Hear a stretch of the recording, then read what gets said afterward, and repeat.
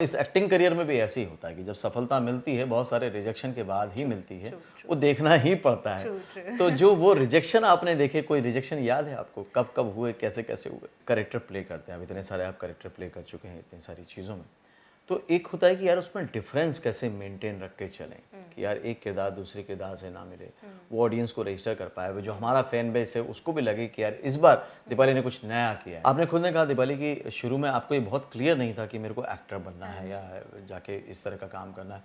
तो ऐसे और भी बहुत सारे लोग होते हैं जिनको लाइफ में क्लियर नहीं होता है कि उनको इस फील्ड में आना है या नहीं आना है। तो आप क्या कुछ सिग्नल या कुछ डॉट्स उनको देना पाओगे कि हाँ यार, अगर ऐसा तुम फील कर रहे हो या ऐसा हो रहा है तो इसका मतलब कि ये फील्ड आपके लिए है। हेलो फ्रेंड्स, वेलकम टू फिल्मी फंडे, joinfilms.com। मैं हूं आपका अपना वीरेंद्र राठौर और आप देख रहे हैं बॉलीवुड का Google, join films YouTube channel.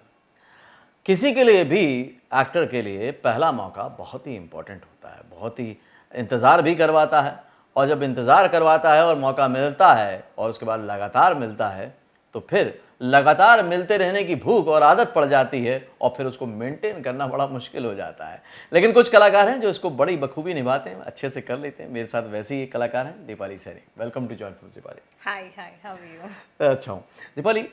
हम बात करते हैं अभी जो शो चल रहा है और बड़ा चर्चा में भी है पुनीत इस्सर जी का, सिद्धांत इस्सर का, कि जय श्री राम रामायण, ये अभी तक का सबसे एक्सपेंसिव स्टेज शो है और इसमें टेक्नोलॉजी बहुत सारी इन्वॉल्व है।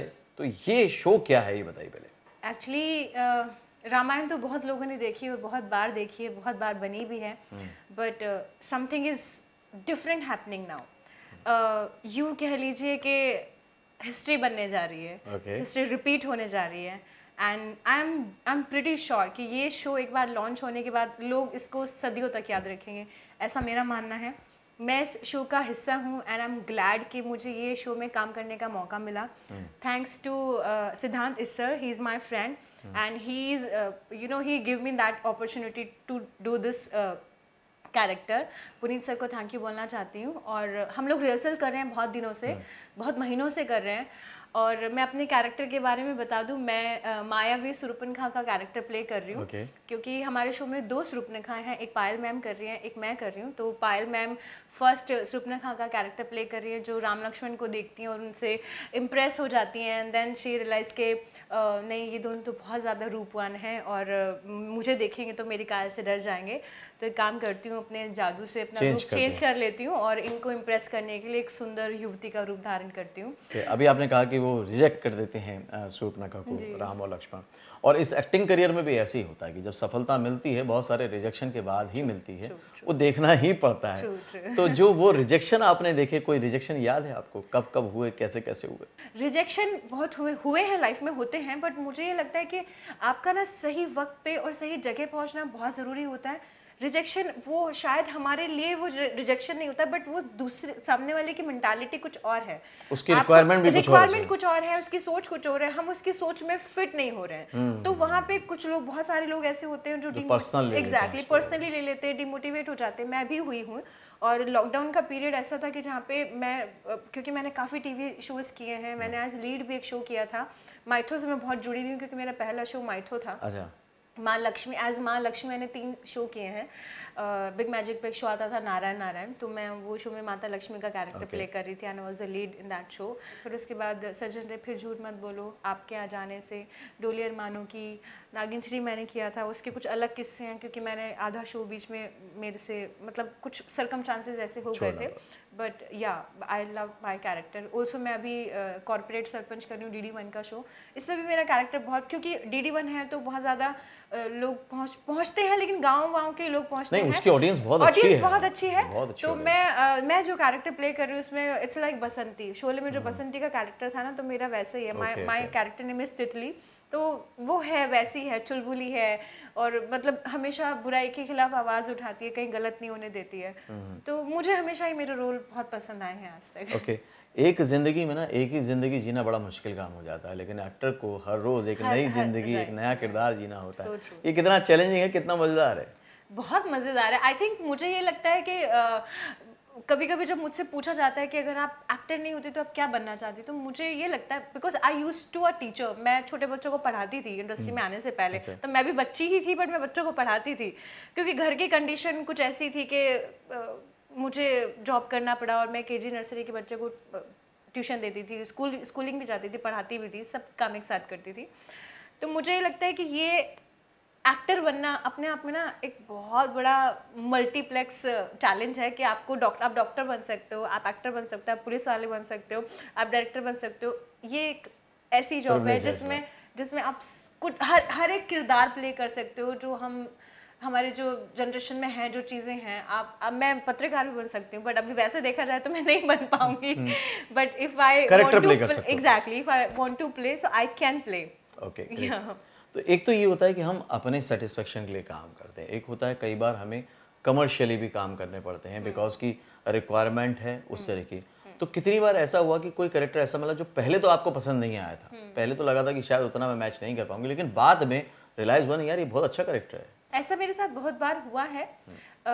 यही मैं जिस शो की आपको बात कर रही थी, नारायण नारायण, मैंने वो शो एक्चुअली मना कर दिया था उस शो के लिए, क्योंकि मुझे एक फिल्म मिल गई थी और मैंने शिव सर को बोला था कि मैं सिर्फ आपका प्रोमो शूट करूंगी, मैं ये शो नहीं करने वाली हूँ, क्योंकि मेरी दूसरी कोई कमिटमेंट्स है, ऑल्सो यहाँ पे वर्किंग डेज का प्रॉब्लम है and all blah blah blah blah. But जब वो शो के प्रोमो निकले तो चैनल से बहुत अच्छा रिस्पॉन्स आया, मेरे होल्डिंग वोल्डिंग लग गए। Then I am like oh shit, ये कुछ और होने वाला था, ये कुछ और हो गया है।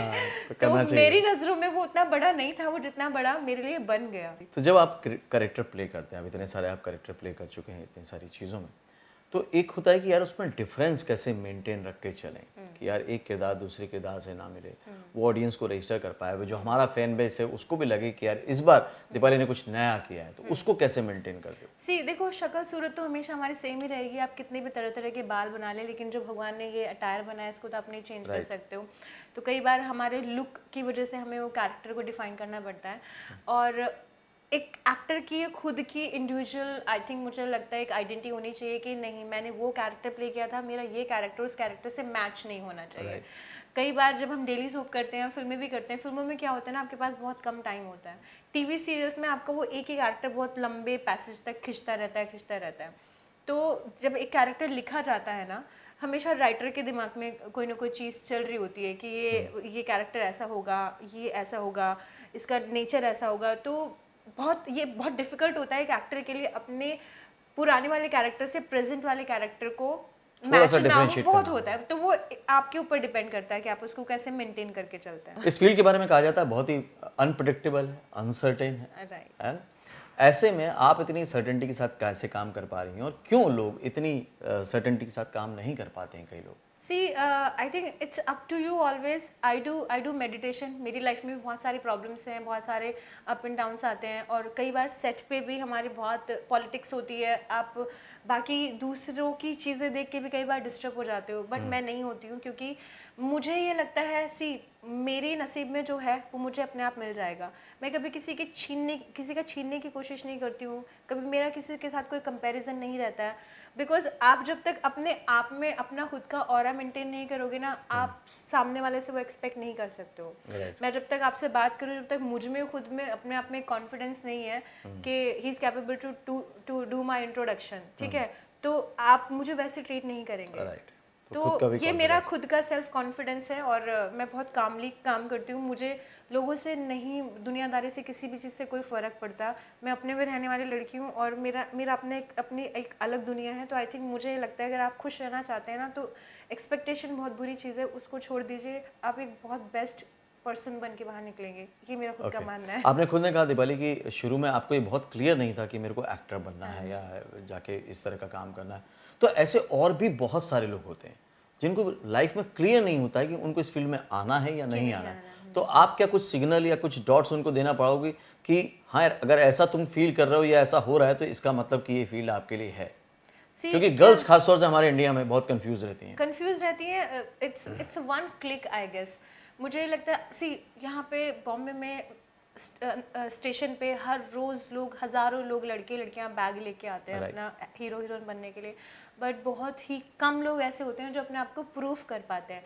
मैं ये नहीं बोल रही हूँ कि अमिताभ बच्चन जी बनना, हेमा मालिनी जी बनना, या जितने भी हमारे लेजेंड कलाकार हैं उनसे के साथ compete करना, मतलब मैं चाहती हूँ कि ठीक है, अच्छी बात है, करना चाहिए कि आपको एक मोटिवेशन मिलता है लाइफ में, बट तो भी इतने बड़े कलाकारों की भीड़ में भी अगर आप अपने आप को थोड़ा सा भी प्रूफ कर पाते हैं ना, तो मुझे लगता है कि मैंने बहुत बड़ा काम कर लिया, ये मेरे लिए तो है। Right. मुझे लगता है कि मैं एक बहुत छोटी सी जगह से आई हूँ, और मेरा जो बैकग्राउंड रहा है वो बिल्कुल भी फिल्मी दुनिया से अटैच नहीं था, वो बहुत डिफरेंट था। बहुत कंजर्वेटिव फैमिली से आती हूँ, मेरे मॉम डैड, मेरी फैमिली, उनके तो दूर दूर तक खानदान में कभी कोई फिल्म इंडस्ट्री में नहीं था, तो उनके लिए भी यही था कि फिल्म इंडस्ट्री ये कोई असली दुनिया है जो हम देखते हैं। हाँ, एग्जैक्टली।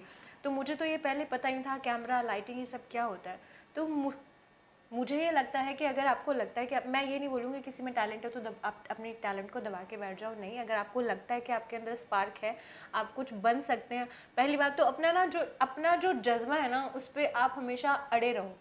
जिस दिन आप सोच लोगे ना, जिस दिन आप ठान लोगे, उस दिन आप बन जाओगे। तो आपकी सोच बहुत मैटर करती है, अपने डिसीजन पे टिके रहो। कई बार लोग अपने अंदर से, उनको खुद को कॉन्फिडेंस नहीं होता, मैं कर पाऊंगा कि नहीं कर पाऊंगा, कर पाऊंगी कि नहीं कर पाऊंगी। तो पहले खुद से डिसाइड करो, जिस दिन आपने डिसाइड कर लिया उस दिन आप एक ना एक दिन बन ही जाओगे, कुछ ना कुछ तो बन ही जाओगे, ये मुझे लगता है। Thank you Deepali, thank you, nice to meet you. तो ये थी दीपाली सैनी। बहुत अच्छी अच्छी बातें हुई वीडियो में। मैं कंक्लूड कर देता हूँ हमेशा की तरह आपके लिए। पहली बात तो ये है कि अगर आपके अंदर जज्बा है, मतलब सिर्फ आप सोचते नहीं हैं बल्कि आप ठान लेते हैं, तो ज़रूर आप कहीं ना कहीं पहुंचेंगे, और पहले से बेहतर जगह पे ही पहुंचेंगे। फिर अनसर्टेनिटी ज़रूर है, लेकिन अगर आप तैयार हैं, प्रॉपर प्रिपेयर्ड हैं, और आप आसपास अपनी आंखें खुली रखते हैं, तो फिर कोई दिक्कत नहीं है। चीज़ें आएंगी, डिस्टर्ब करेंगी, लेकिन आपका कॉन्फिडेंस है, आपका खुद का जज्बा है, तो आप उससे निकल ही जाएंगे। फिर बात यह आती है कि कई बार चीज़ें शुरू में आपको रियलाइज़ नहीं होती, लेकिन करते करते आपको रियलाइज़ होता है कि हाँ, ये काम भी बेटर है, ये काम भी बेटर है। तो अगर आपके अंदर जज्बा है, आपको लगता है आपके अंदर टैलेंट है, तो उसको दबाइए मत, बल्कि लोगों के सामने लाइए। क्योंकि अगर वो आपको मिला है तो लोगों को दिखाने के लिए मिला है, छुपा कर रखने के लिए नहीं मिला है। अगले वीडियो में फिर से मिलूंगा, तब तक के लिए देखते रहिए, सीखते रहिए, जमे रहिए। All the very best.